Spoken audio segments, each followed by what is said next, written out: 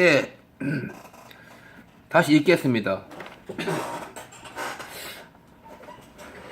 오랜만에 하게 되고,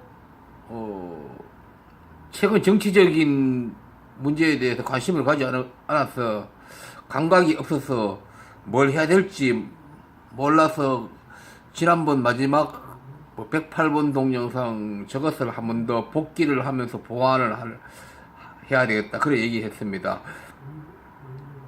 제가 하고 싶은 얘기가 들어있긴 했는데 저기에 조금 보완이 필요하다고 생각하면서 있었는 상태였는데 그걸 보완하는 게 낫겠다.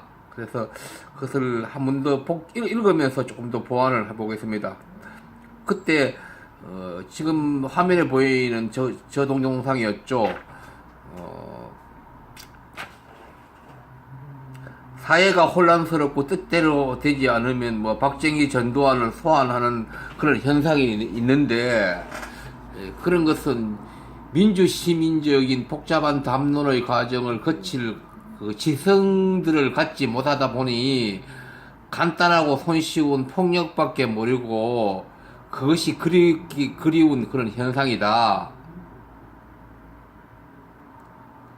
그 국가 사회가 다양한 이유로 대립을 할 뿐 어떤 통일적 가치를 갖지 못할 때 언제든지 고개를 드는데 소위 파시즘 현상으로 볼 일이기도 하다. 그렇게 말했습니다.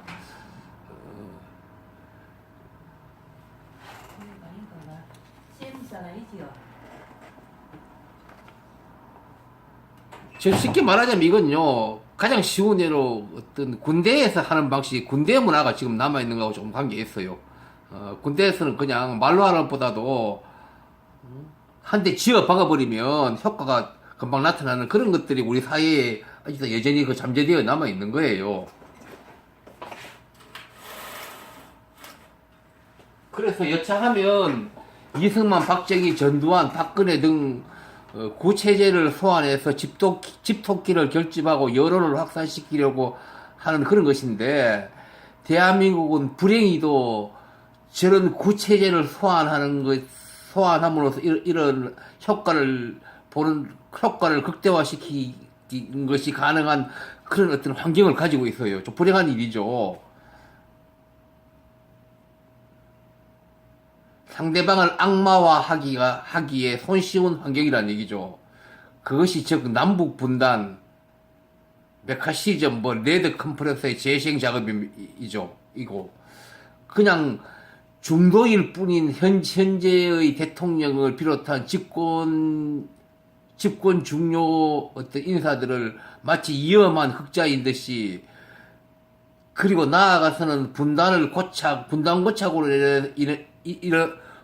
고착이라는 그런 상태로 인해서 긴 세월 부당하게 누려왔던 수구 세력이 전혀 문제가 없고 오히려 인류가 지향해야 할 가치를 가졌다고도 볼 수 있는 과거 진보 성향의 독립운동가들까지 끌어들여가지고 빨갱이라는 그런 어떤 낙인 효과의 선동 효과를 계속 사용하고 있다, 그런 얘기죠.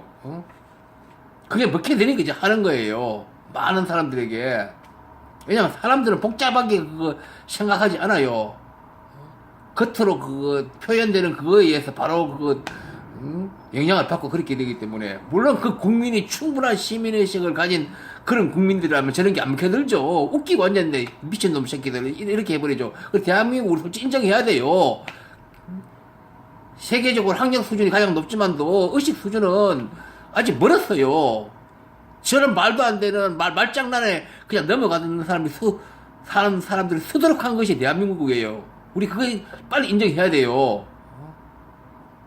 스스로 부끄러움을 인정함으로 인해서 개세성 가능한 어떤 문이 열리는 거예요.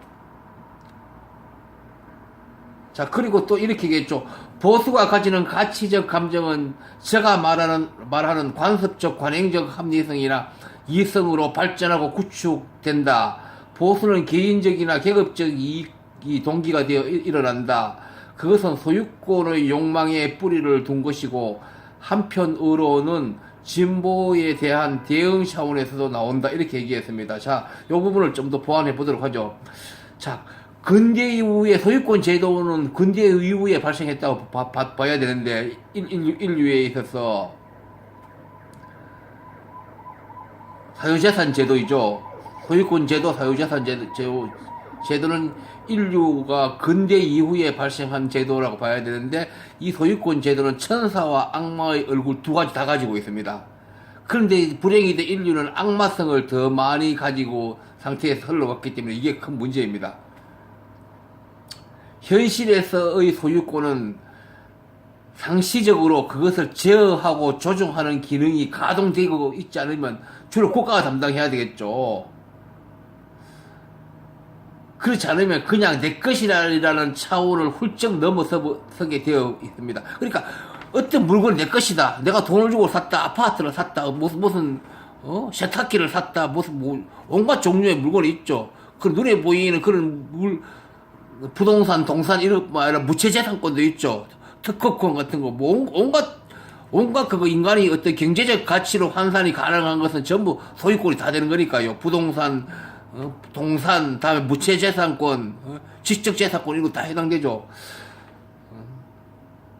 그런 소유권이라는 것은 단지 내가 어떤 물건을 소유하고 있다. 내가 그러니까 소유권이라는 것은 원래 물건이라는 것은 사용과 수익을 내 마음대로 내 자유의지로 내 자유의사를 할 수 있는 게 소유권이거든요. 아, 내가 집을 가지고 있으면 얼마든지 자유롭게 누가 간섭 빠져갖고 사용할 수 있고 그걸로 은행에 그거 담보를 제공하고 돈을 빌어 쓸 수도 있고 시장에 부동산 중개업소에 내가 팔아서 돈을 다시 회수할 수도 있고 또 새로운 물건을 살 수도 있고 단지 그것이 아니다 이 말입니다. 이 소유권이라고 속에는 그 소유권이라는 거 안에는 어떤 거대한 어떤 욕망이나 이런 게 개입 반드시 되어 있어요. 그게 자본주의적 세계 내에서 소유권이기 때문에 어쩔 수 없는 거예요. 그거는요. 그렇게 되는 거예요. 그러니까 소유권에는 불공정한 게임, 기회의 불균형, 갑질, 비리, 약자에 대한 분리, 배제 등이 반드시 개입하게 되어 있어요. 이것은 인류 역사가 넘치도록 증명하고 있어요.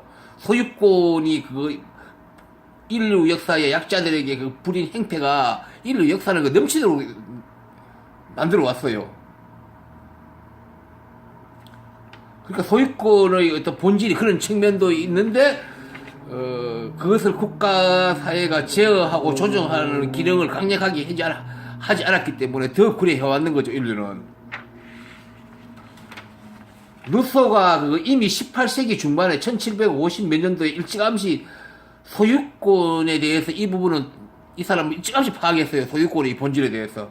그래서 뭐라고 얘기했느냐면 부자는 자기 이익을 지키기 위해서 계약에 의한 여러 가지 불평등, 부자와 빈자, 강자와 약자, 주인과 노예의 상태를 제도화한다.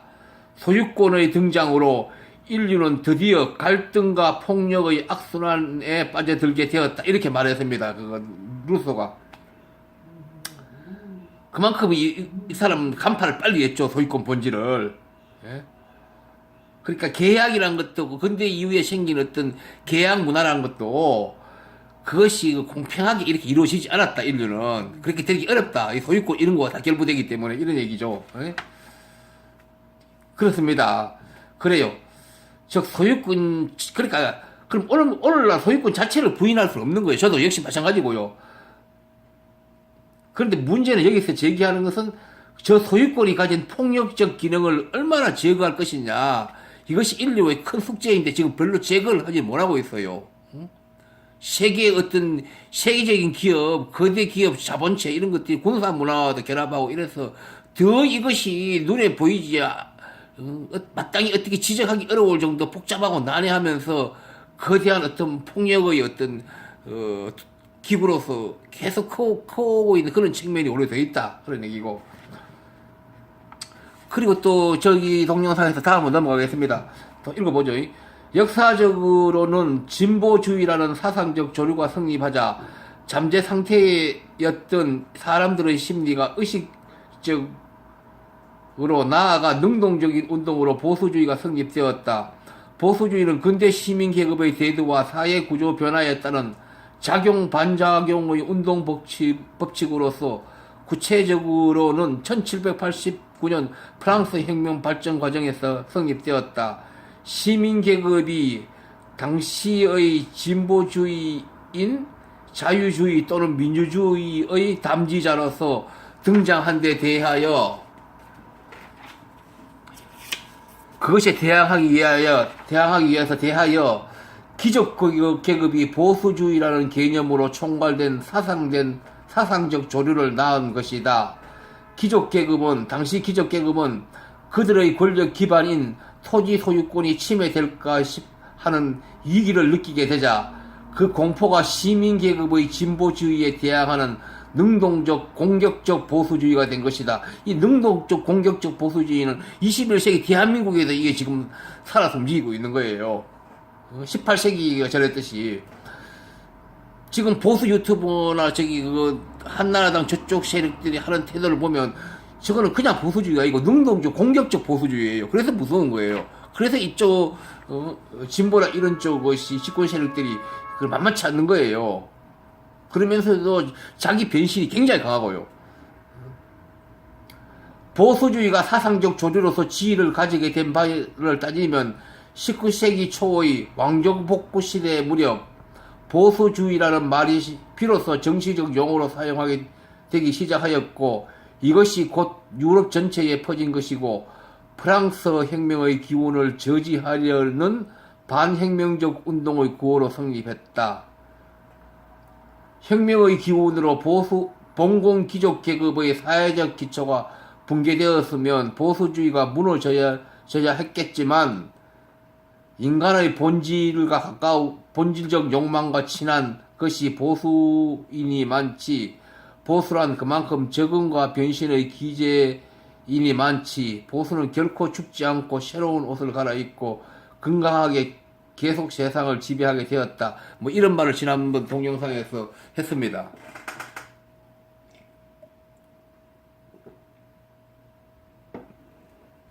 이 부분도 조금 더 보완합니다.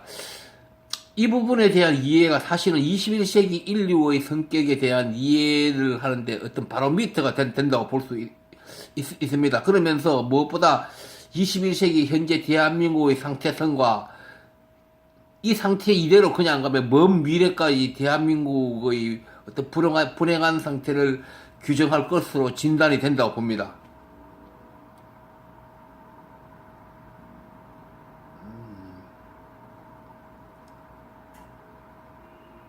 진보라고 불리는 집권 세력의 시대에 소득 격차가 더 벌어져 붙었다고, 불평등이 더 커졌다고 지금 하고 있죠.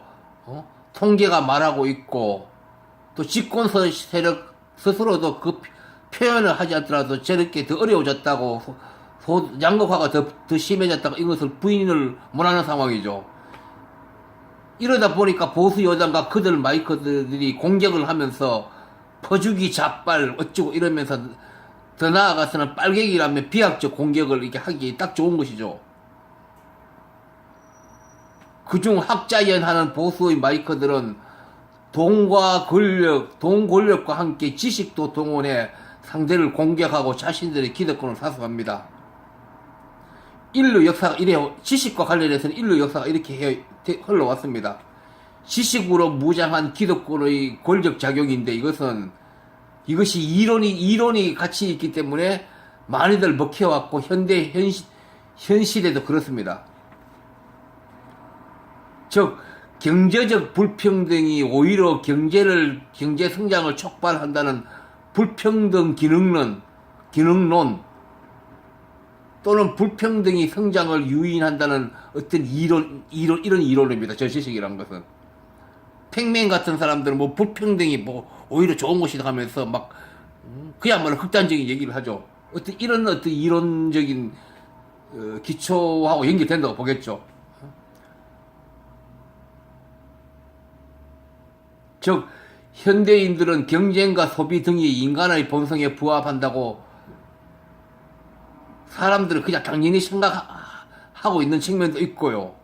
그렇지만 앞에서 본 루소 등이 예리한 감각을 가진 자들이 저런 의식이나 정념이라는 것은 그냥 자연의 산물이 아니라 어디까지나 역사가 만든 인위적 산물로 진단을 해야 됩니다. 그러니까 역사가 그렇게 가진 자들이나 갑들이라든지 소수가 인위적으로 저렇게 만들어 온 산물이에요.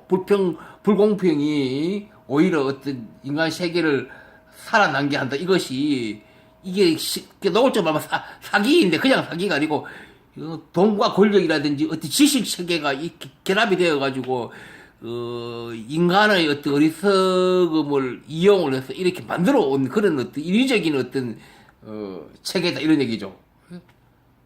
그런 산물이다. 이 말입니다. 그러니까 사람들이 어떤 사회과학자도 아니고 이렇게 분석을 하고 사는 건 아니잖아요. 사람들 대부분 다. 그러니까 그렇게 말이 말려야 들어간단 말입니다.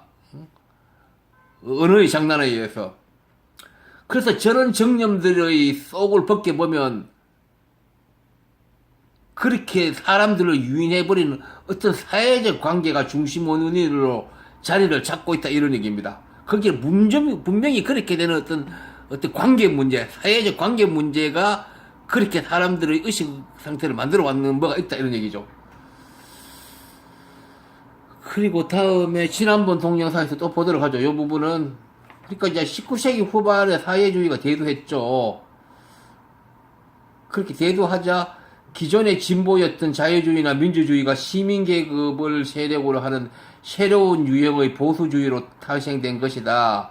보수가 귀족계급을 포함하면서도 귀족계급보다 그 범위가 일반적이고 훨씬 광범위한 소위 자유민주주의로서 더 지배적인 보수주의가 된 것으로 그것이 더욱 커와 이 21세기에는 그야말로 전 지구를 지배하는 세력이 되었다. 그러니까 모든 지구가지만 지구의 상당한 나라들, 그러니까 중진국 이상의 나라들도 마찬가지고, 특히 그럼 더 말할 수 있어요. 대한민국 특히 그리고 현재 자유민주주의 얘기를 많이 합니다. 이거는 중도적인 사람이고 약간 진보적인 사람도 자유민주주의라는 용어를 그냥 무심코 막 하거든요. 이것들이 전체를 그걸 보수가 지금 다 만드는 거예요. 인류를. 물론 인류 중에서 일부 안 그런 나라도 있는데 일반적으로 그래요. 대한민국 특히 심하고요. 그러니까 대한민국의 선량하고 그냥 중도적이다, 약간 진보적인 성격이 됐다, 이렇게 볼 수 있는 많은 사람들이 이 자유민주주의를 이것을 선량한 개념으로 이렇게 그냥 받아들여 버리는 거예요. 이것이 어떤 자본에 결부된 이런 자유민주주의가 되어버렸는데도, 그리고 이게 전체적으로 대한민국을 보수화를 일반적으로 그냥 폭넓게 만들어 버리는 거예요. 이 서구 역사의 이런 역사적 연원이 있었듯이 대한민국에도 이런 상태가 있는 거예요. 이 부분에 대해서 조금 뒤쪽에 가서 좀 더 얘기할 겁니다. 한국 현대사를 얘기하면서 왜 이렇게 되었는지. 그러니까 지금 팩맨이니 뭐 성재주의니 보수 유튜브 하는 그 인간들이 하는 건 다 개소리예요.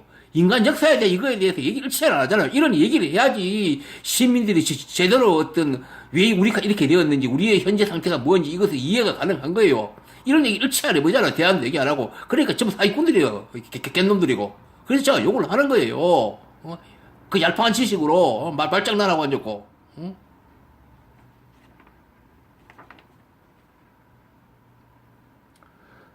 즉 보수주의는 종래의 기족으로서의 이념으로서 시민계급의 진보주의, 즉 자유민주주의죠.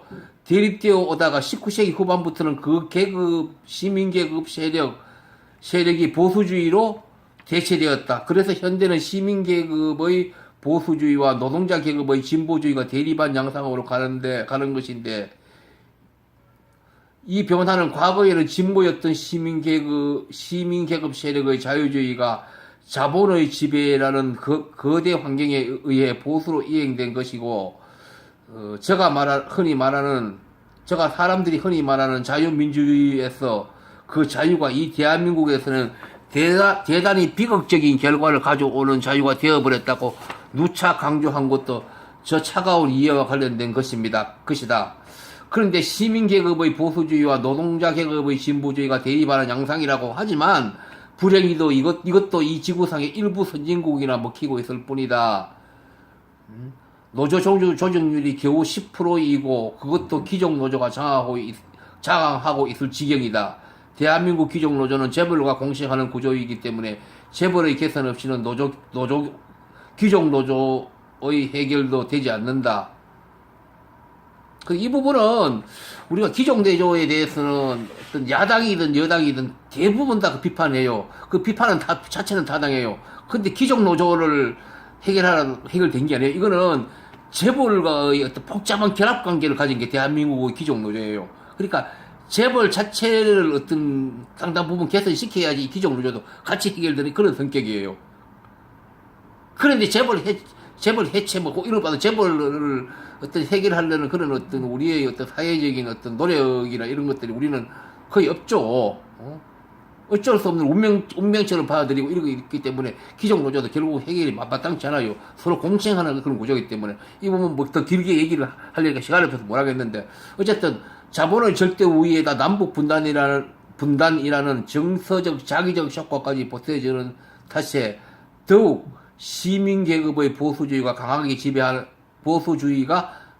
지배하는 나라가 되었다. 요렇게 얘기 지난번 동영상에 있는데, 요 부분에 대해서 이제 이어서 좀 더 보완을 하겠습니다. 요렇게 했는데요. 19세기 후반부터는 그 시민계급 세력, 즉 자유민주주의 세력이죠. 보수로 대체되었다고 이렇게 얘기했죠. 그 부분과 관련해서는 21세기 대한민국을 또 진단해야 됩니다. 우리는 서구와 같은 그런 19세기라든지 그때 서구와 같은 역사가 우리는 없었죠. 조선시대였잖아요. 서구와 같이 막 격동하는 어떤 민주주의가 태동하고 이런 건 없이 우리는 그냥 조선시대니까 그러니까 그대로 우리는 차용할 수 없는 거고, 그러니까 우리는 서구와 같은 그런 역사가 없기 때문에 결과적으로는 진단이 가능한 우리의 최근 현대사, 한 20세기 중반 이후라든지 그렇다면 좀 더 구체적으로는 지금으로부터 한 30년 정도의 세월, 이 현대사를 볼 필요가 있다. 그렇게 보면 서구에서 시민계급의 보수주의가 강하게 지배하게 된 그 현상이 우리 대한민국에도 거의 갖게 되는 현상을 우리는 그것을 경험할 수 있습니다. 그러니까 거의 다르지 않죠. 그런 면에서는. 그러니까 이 부분은 많은 언급을 요하지만 그럴 수 없으니 이제 핵심만 보겠습니다. 왜냐하면 이 부분을 얘기하려면 우리 현대사 복잡한 한 30년, 40년 동안 이 얘기를 하려면 이것도 엄청 많으니까 그렇게 하려면 시간이 너무 오래 걸리니까 도저히 안 되죠. 그래서 간단히 핵심만 보죠. 서구 공산 국가들이 무너졌죠. 몇 년 됩니까? 80몇 년 됩니까? 무너지고 군사 정권이 우리도 무너졌죠. 박정희가 무너지고 뭐 그 위에 전두환이 들었었지만 어쨌든 무너졌죠. 그리고 20세기 말에 IMF라는 어떤 거대한 우리는 위험을 만났죠. 그리고 자본주의의 부정적 성격으로서 저돌성과 오염성이 강력한 신자유주의가 또 도래를 했습니다. 자, 그렇게 되면서 결국 과거 가졌던 정의와 공존을 향한 관념이나 지향의 자리에 급격하게 돈, 나 자신, 내 가족만의 삶만이 오직 중요하다는 그런 어떤 우리의 어떤 정서가 만들어져 버리는 거예요. 그런 자리에. 그러면서 뭐 소위 웰빙 이런 것도 들어선 것이고, 말이 웰빙이지 이거요. 다 개인적인 자기의 알라 그 차원을 전혀 못 벗어났죠. 우리는 공존과 관계 없죠. 그리고 돈 버세요 뭐 이런 얘기가 뭐 그 인사의 방식으로 한때 유행도 했고 그랬죠. 결국 저 돈, 나 자신, 내 가족의 삶만이 중요하다는 거대한 그런 물결이 일반의 통상 선량한 시민 세력뿐만 아니라 과거의 민주화를 열명하고 그것이 그 민주화를 위해서 몸을 던졌던 그 당시 어떤 역사를 담당했던 그 세력까지 자유민주주의 세력으로서 보수 내지 중도로 다 변해버렸다 이런 얘기예요. 저희는 소위 강남 좌파라고 하는 것도 크게 다르지 않고 봐야 돼요. 예? 즉 정의와 공존을 향한 관념이나 지향이라는 그런 가치가 무너지거나 없어져 버리게 되니까 모든 것이 바뀌어버렸다 이런 얘기죠. 그러니까 정의와 공존을 향한 관념이나 지향이라는 가치가 무너지기나 없어지게 해버린 국내의 사정들이 덮쳐버린 것이죠. 그러니까 신년 체계와 연결되었던, 다시 또 확인하면 그 당시에 신념체계와 연결되었던 어쨌든 현실 어떤 사회주의나 공산주의 세계가 그 어떤 체제가 그 체제 경쟁에서 무너졌죠. 그러고 우리가 또 대항해야 할 적이었던 군사 정권이 무너지고 이러니까 민주화 운동했던 이 세력도 또 아노미에 빠진 거예요. 이념적인 무주공산이 된 거예요. 강력한 어떤 그거 이념적인 무기가 있었고 어떤 지식을 습득한 사람들이 어떤 무슨 추구해야 할 의지를 가지고 이루어야 돼야 할 그런 어떤 대상이 엎어져 버는 거예요. 세계 공산주의 국가들이 다 무너져 버리고 대한민국도 군사 정권이나 구체제가 무너지니까 이제는 아노미 정신적 아노미 상태, 이념의 무주공산 그런 상태가 이제 되었다. 그 와중에 고마 IMF가 터지고 신자유주의가 들어서고 뭐 이렇게 해버리니까 뭐 그쪽으로 이제 사람들 정서가 이제 옮겨갔다 이런 얘기죠. 그러다 보니까 생존 경쟁이 이제 치열해지고 무슨 부동산 거품, IT 거품, 뭐 수많은 거품이 일어났잖아요. 지난 몇십 년 동안. 그리고 재벌 대기업과 공조직 같은 철박통들만 삶이 안전하고 그 외에 중소기업이나 자영업자 이런 사람들은 다 일거리가 없고 일자리가 없고 이런 불안한 어떤 시대 상황에 들어서고 그러다 보니까 서로가 서로를 못 믿는 사회적 신뢰자산이 전혀 살아나지 않고 저렇게 어떤 정신적인 어떤 가치를 지향해야 할 것이 국내외적으로 다 무너진 상태에서 돈이라든지 경쟁 오직 현실적인 이익 그것이 중요한 어떤 가치로 우리에게 내면화된 세월이 20년, 30년 이렇게 쌓여오고 커온 복잡한 시간이 흘러왔고 그것들이 또 모순과 가운데 흘러오면서 결국 추구해온 것은 결국은 나만 살아남는 거. 돈. 예관상 표현은 다르더라도 사람들 드러냈고 뭐 돈 얘기를 그렇게 할 수는 없잖아요. 그 속내는 전부 보면 결국 돈. 나만, 내 가족만 어떤 기회를 가져야 한다든지 결국 돈과 결부되는 거대한 보수화의 사회로 우리는 진행되어 왔습니다. 현재 계속 진행되고 있고요. 이 정부가 어떤 뭐 계획한다지만도 전혀 저것을 개선을 못 하고 있어요. 어림도 없어 이 정부 정도의 어떤 역량 가지고는요. 너무나 거대한 걸 가지고. 어쨌든 진보라고 불리는 집권 참여자들의 그리고 이게 비난도 받지만 현재 진보라고 뭐 진보도 아니지만 진보라고 불리는 집권 참여자들의 재산과 학벌 정도만 봐도 과거 그 보수 정권의 수구들이 가진 그런 것과 별 차이도 나지 않는 그 이유도 따지고 보면 우리 현대사에 고스란히 그런 인자가 있었다 이런 얘기죠.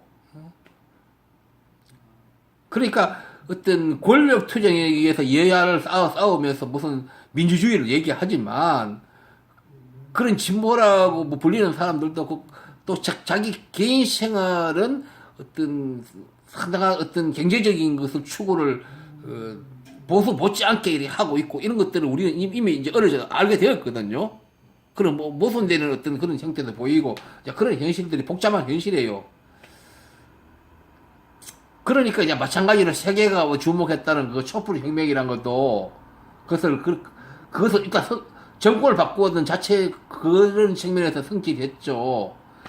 그렇게 했지만도 민이 역사를 만드는 사회, 민이 주체가 되는 사회라는 근본 염원은 전혀 실현 못한 상태로 지금까지 온 거예요. 결국은 인류 역사는 그 역사를 만들고 끌고 가는 주체가 누구냐를 따져야 되는데 그것은 전체 그 인류 인간 중에서 90%인 약자들이 주체가 되면 그게 바람직한데 인류 역사는 전혀 그렇지 못했어요.